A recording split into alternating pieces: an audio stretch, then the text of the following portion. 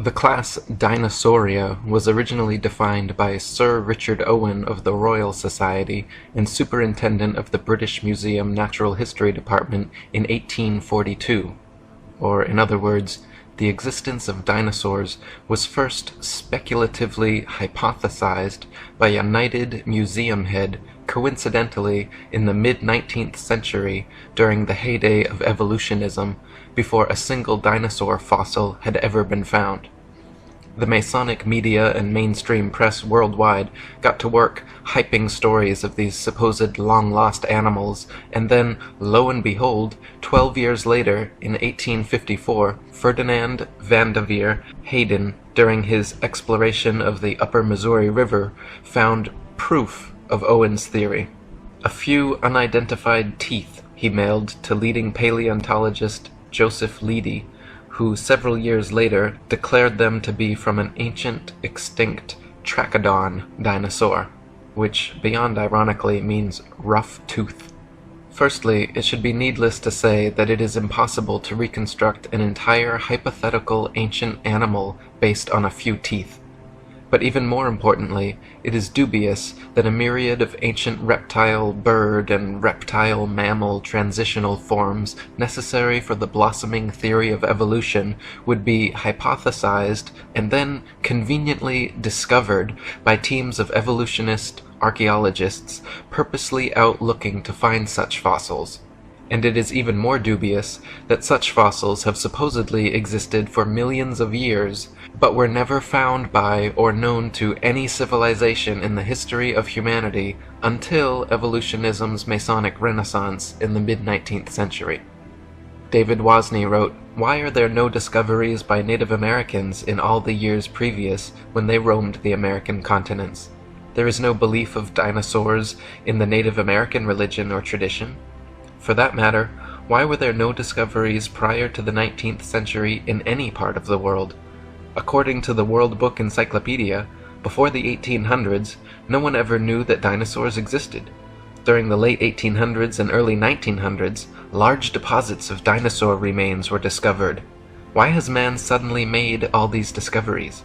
No tribes, cultures, or countries in the world ever discovered a dinosaur bone before the mid-1800s, and then they were suddenly found all over the world in North America, South America, Europe, Asia, Africa, Argentina, Belgium, Mongolia, Tanzania, West Germany, and many other places apparently had large deposits of dinosaur fossils never before seen. All these places were inhabited and well explored for thousands of years before this time. Why had no one ever found a dinosaur fossil before?" According to the book The Dinosaur Project, paleontological journalist Wayne Grady claims the period following this, from around 1870 to 1880, became a period in North America where some of the most underhanded shenanigans in the history of science were conducted. In what was known as the Great Dinosaur Rush, or the Bone Wars, Edward Drinker Cope of the Academy of Natural Sciences and Othniel Marsh of the Peabody Museum of Natural History began a lifelong rivalry and passion for dinosaur hunting. They started out as friends, but became bitter enemies during a legendary feud involving double-crossing, slander, bribery, theft, spying, and destruction of bones by both parties. Marsh is said to have discovered over 500 different ancient species, including 80 dinosaurs, while Cope discovered 56. Out of the 136 dinosaur species supposedly discovered by the two men, however, only 32 are presently considered valid, as the rest have all proven to be falsifications and fabrications. None of them once claimed to find a complete skeleton either, so all their work involved reconstructions. In fact, to this day, no complete skeleton has ever been found, and so all dinosaurs are reconstructions. David Wozni wrote, "Discoveries and excavations seem not to be made by disinterested people such as farmers, ranchers, hikers, outdoor recreationists, building construction industry basement excavators, pipeline trench diggers, and mining industry personnel, but rather by people with a vested interest such as paleontologists, scientists, university professors, and museum organization personnel who were intentionally looking for dinosaur bones or who have studied dinosaurs previously. Finds are often made during special dinosaur bone hunting trips and expeditions by these people to faraway regions already inhabited and explored. This seems highly implausible. More believable is the case of the discovery of the first original Dead Sea Scrolls in 1947, which were unintentionally discovered by a child and which were all published by 1955. In some cases of a discovery of dinosaur bones by a disinterested person, it was suggested to them by some professional in the field to look or dig in a certain area. Also very interesting to note are special areas set aside and designated as dinosaur parks, for which amateur dinosaur hunters are required to first obtain a dinosaur hunting license. Whatever destination these establishment-funded archaeologists and paleontologists set, it seemed they found incredible numbers of fossils in tiny areas. In one of the largest dinosaur excavation sites, called the Ruth Mason Quarry, over 2,000 fossils were allegedly discovered. Casts and original skeletons assembled from these bones are currently on display in over 60 museums worldwide. Florentino Ameghino, head of paleontology at La Plata Museum, is amazingly responsible for 6,000 fossil species supposedly discovered throughout his career, all in Argentina. Dinosaur hunter Earl Douglas sent 350 tons of excavated dinosaur bones to the Carnegie Museum of Natural History throughout his career, all coming from the Dinosaur National Monument in Utah. During an expedition to Patagonia, Dr. Louis Chiappe and Dr. Lowell Dingus supposedly discovered thousands of dinosaur eggs at a site of only a few hundred square yards.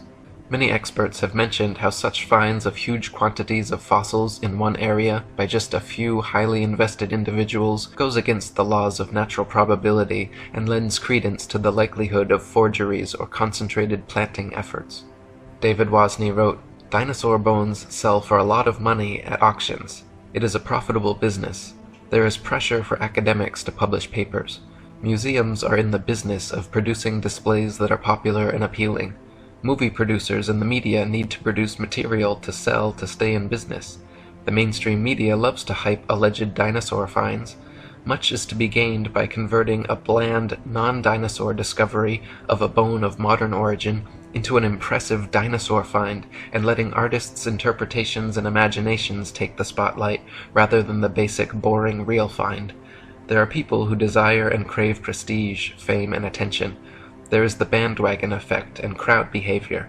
And then there are people and entities pursuing political and religious agendas. Highly rewarding financial and economic benefits to museums, educational and research organizations, university departments of paleontology, discoverers and owners of dinosaur bones, and the book, television, movie, and media industries may cause sufficient motivations for ridiculing of open questioning and for suppression of honest investigation. The fact that T-Rex bones have sold at auctions for upward of $12 million shows how lucrative the field of dinosaur hunting can be, and it just happens to be museum officials who serendipitously seem to make the most prolific finds. The first dinosaur to ever be publicly displayed was the Hadrosaurus folci at Edward Drinker Cope's Academy of Natural Sciences in Philadelphia. The bones were co-discovered by Joseph Leidy, Cope's esteemed professor, and the man responsible for the Trachodon Toothosaurus. The original Hadrosaurus reconstruction, which is still on display today, shows a huge plaster-cast bipedal reptile standing upright using its tail as a third leg. What few people know, however, is that no skull was ever discovered and no original bones were put in the public exhibit. David Wozni wrote, "A visual and a sculptural artist were promptly hired to invent a skull, and from the illustrations of another artist, who had depicted the iguanodon, the two artists drew the same face for the Hadrosaurus folci. The people involved could now technically defend the existence of this dinosaur if someone were to ask. The stunt worked out so well and fooled the public so thoroughly that they could later change the head of the creature without anyone noticing. To this day, Hadrosaurus folci is on display at the Academy of Natural Sciences in Philadelphia. The bones are said to be kept behind heavy closed doors, but a plaster copy is exhibited in their place. So we learn of an iguana skull being substituted for the skull of a dinosaur on display. What was the public told at the time? What are we not being told today? What we are not being told is that this is the rule and not the exception.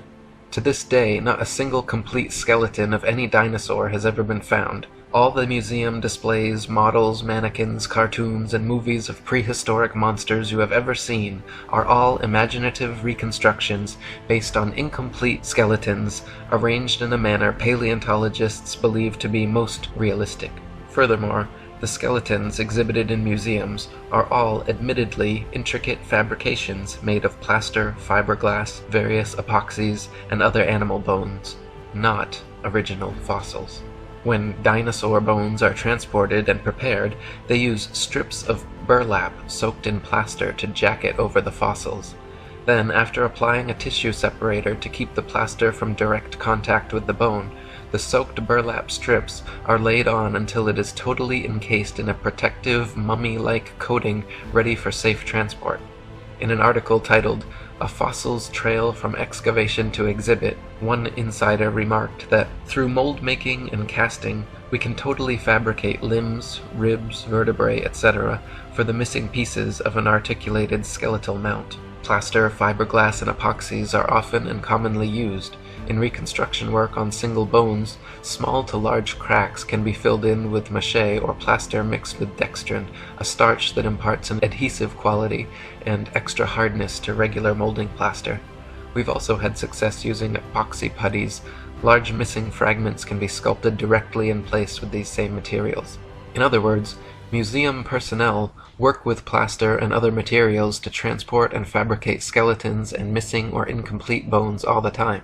In fact, the huge dinosaur bone displays found in museums across the world are admittedly carefully prepared fakes. No independent researcher has ever examined a real dinosaur. They claim all the actual fossils are kept in high-security storage, but only a select few paleontologists are ever allowed to examine them, so the ability to ascertain their authenticity is kept from the general public. Robin Kofod wrote, "Most people believe that dinosaur skeletons displayed in museums consist of real dinosaur bones. This is not the case. The real bones are incarcerated in thick vaults to which only a select few highly placed researchers hold a key, which means that no independent researcher has ever handled a Tyrannosaurus rex bone. When people unaffiliated with the paleontological establishment attempt to gain access in order to study these dinosaur bones, they are met with refusal upon refusal. Only around 2,100 dinosaur bone sets have been discovered worldwide, and out of these, only 15 incomplete Tyrannosaurus rex bone sets have been found. These dinosaur bone sets have never formed a complete skeleton, but from these incomplete bone sets, paleontologists have constructed a hypothesis about the appearance of the whole skeleton, which they have modeled in plastic. If thousands of long necks and large carnivorous reptiles had really roamed the earth, we wouldn't only have found 2,100 dinosaur bone sets, but millions of bones, with ordinary people tripping over them when digging in their vegetable patches." David Wozni wrote, "When children go to a dinosaur museum, are the displays they see displays of science, or displays of art and science fiction? Are we being deceived and brainwashed at an early age into believing a dinosaur myth? Deep, probing questions need to be asked of the entire dinosaur business. There may have been an ongoing effort since the earliest dinosaur discoveries to plant, mix, and match bones of various animals, such as crocodiles, alligators, iguanas, giraffes, elephants, cattle, kangaroos, ostriches, emus, dolphins, whales, rhinoceroses, etc., to construct and create a new man-made concept, prehistoric animal called the dinosaur. Where bones from existing animals are not satisfactory for deception purposes, plaster substitutes may be manufactured and used. Some materials similar or superior to plasticine clay or plaster of Paris would be suitable. Molds may also be employed. What would be the motivation for such a deceptive endeavor? Obvious motivations include trying to prove evolution, trying to disprove or cast doubt on the Bible and the existence of a God, and trying to disprove the young Earth theory. The dinosaur concept implies that if God exists, he tinkered with his idea of dinosaurs for a while, then probably discarded or became tired of this creation, and then went on to create man. The presented dinosaur historical timeline suggests an imperfect God who came up with the idea of man as an afterthought, thus demoting the biblical idea that God created man in his own image. Type dinosaur skulls into a search engine, and you will find a variety of replicas, tailor-made dinosaurs, and museum-quality skeletons. One of the largest and most renowned suppliers of fake dinosaurs is the Zigong Dino Ocean Art Company in Sichuan, China, which provides natural history museums worldwide with ultra-realistic dinosaur skeletons made from real bones. Chicken, frog, dog, cat, horse, and pig's bones are melted down, mixed with glue, resin, and plaster, then used as base material for recasting as dinosaur bones. They are even given intentional fractures and an antiquated, fossilized look to achieve the right effect.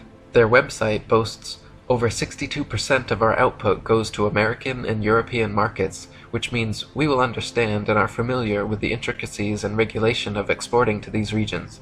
Since we are a partner of dinosaur museums, all products are made under the guidance of experts of the Chinese Academy of Sciences. We have gained a global sales network reaching the USA, Brazil, France, Poland, Russia, Germany, Saudi Arabia, South Korea, Thailand, Indonesia, exhibited in Peru, Argentina, Vancouver, Cincinnati, Chicago, and other places. As Alan Fiducia, University of North Carolina paleontology professor, wrote, "I have heard there is a fake fossil factory in northeast China, in Liaoning province near the deposits where many of these recent alleged feather dinosaurs were found." Or as David Wozni wrote, "The possibility exists that key dinosaur bones on display have been artificially modified through sculpture and carving. Bone sculpture is not an unknown human activity. Many cultures participate in creating man-made objects out of existing bones, totally unrecognizable from the original shape. Is the dinosaur industry a customer of this sort of business? Is it possible that dinosaur skeleton replica are secretly assembled or manufactured in private buildings out of public view, with bones artificially constructed or used from a number of different modern-day animals? Why bother having any authentic original fossils at all if alleged replicas please the public?" Another problem with dinosaurs is their unnatural structural dynamics. Many dinosaur skeletons and reconstructions feature bipedal monsters like the T-Rex with a forward-leaning torso and head far larger and heavier than its counterbalancing tail.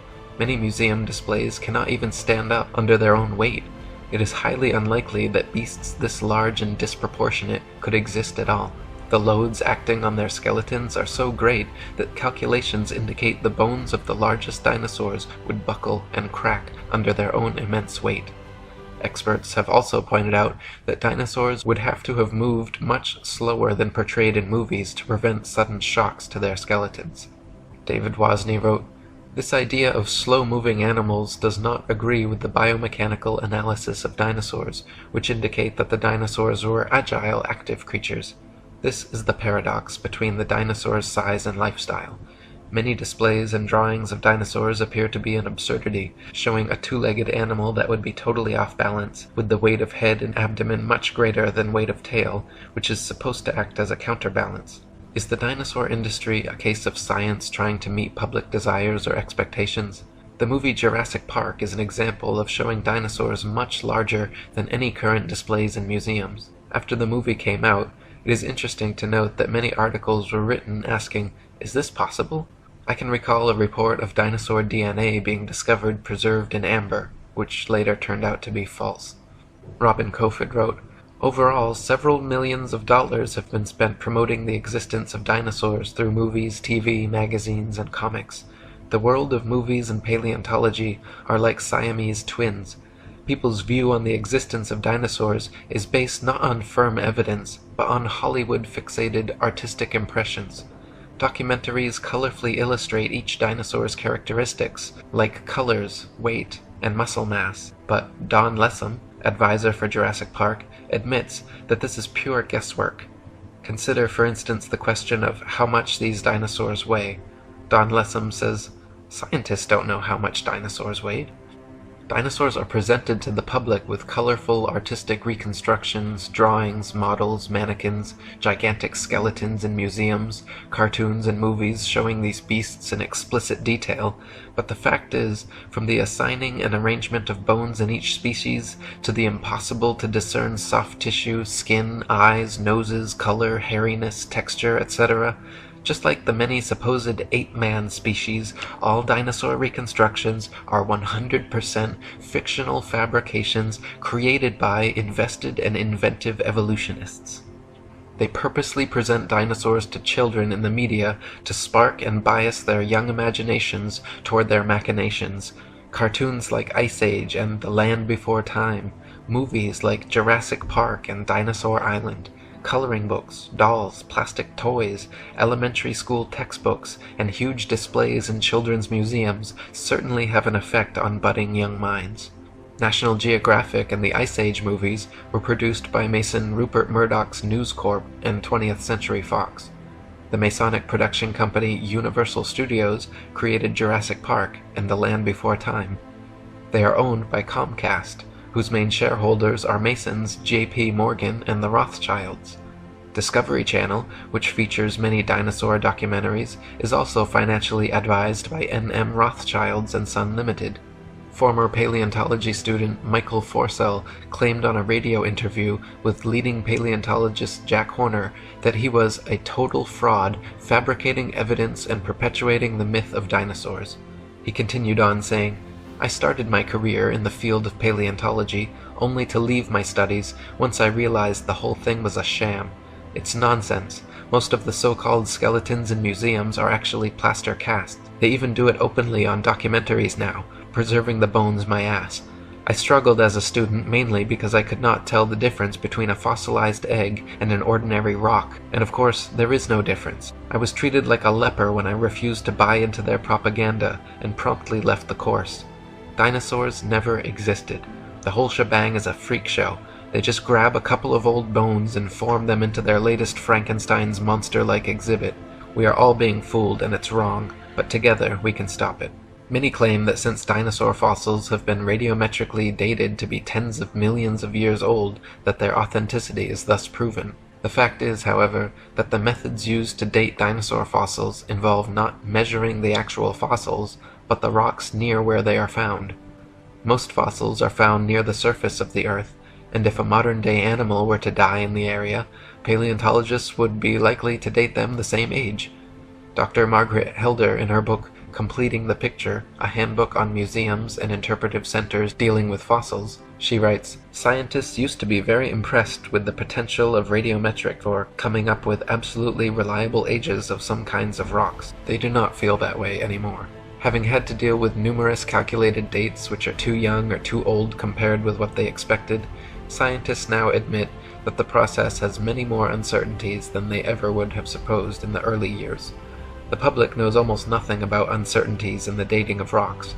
The impression that most people have received is that many rocks on Earth are extremely old and that the technology exists to make accurate measurements of the ages. Scientists have become more and more aware, however, that the measurements which the machines make may tell us nothing about the actual age of the rock."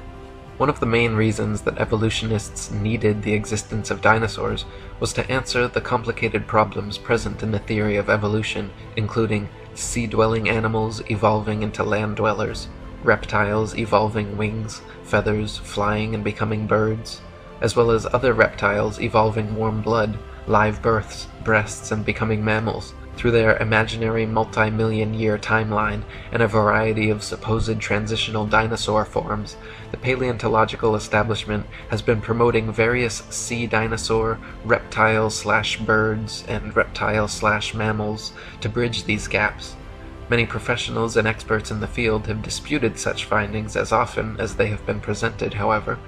Dr. Storrs Olson, a Smithsonian Institute scientist, wrote, "The idea of feathered dinosaurs and the theropod origin of birds is being actively promulgated by a cadre of zealous scientists acting in concert with certain editors at Nature and National Geographic, who themselves have become outspoken and highly biased proselytizers of the faith. Truth and careful scientific weighing of evidence have been among the first casualties in their program, which is now fast becoming one of the grander scientific hoaxes of our age. No authentic feathers have ever been found with dinosaur fossils, though a few exposed hoaxes certainly attempted to fake it. Dr. Olson called the adding of feathers to their findings hype, wishful thinking, propaganda, nonsense fantasia, and a hoax. In the 1990s, many fossils with feathers were supposedly discovered in China, suspiciously close to the Zhejiang Dino Ocean Art Company, but when examined, Dr. Timothy Rowe found the so-called Confuciusaurus was an elaborate hoax. He also found the Archaeoraptor, supposedly discovered in the 90s, was composed of bones from 5 different animals. When Dr. Rowe presented his findings to National Geographic, the head scientist reportedly remarked, "Well, all of these have been fiddled with." National Geographic then proceeded with their news conferences and media stories about the Archaeoraptor fossils being genuine and having found the missing link in evolution. Robin Kofod wrote, "In 1999, National Geographic magazine was busted when they presented in a colorful and fancily presented article the missing link, an Archaeoraptor dinosaur, which was supposed to support the basic tenet of evolutionary theory that dinosaurs had slowly developed over millions of years. Their proof consisted of a fossil where carefully arranged bone imprints gave the impression of a creature half dinosaur and half bird. The scam was discovered during a CT scan which uncovered unnatural bone links. National Geographic magazine was later forced to admit, when pressured, that the fossil was man-made." Paleontologists claim that Archaeopteryx is another transitional form of bird evolved from dinosaurs, but this theory falls on its face against overwhelming evidence to the contrary. Other species like Confuciusaurus, Launingornis, and Eolalavis have all been found to be contemporary with the Archaeopteryx and are indistinguishable from present-day birds. Alan Fiducia from University of North Carolina, one of the most famous ornithologists in the world, stated, "I've studied bird skulls for 25 years, and I don't see any similarities whatsoever. I just don't see it. Theropod origin of birds, in my opinion, will be the greatest embarrassment of paleontology of the 20th century."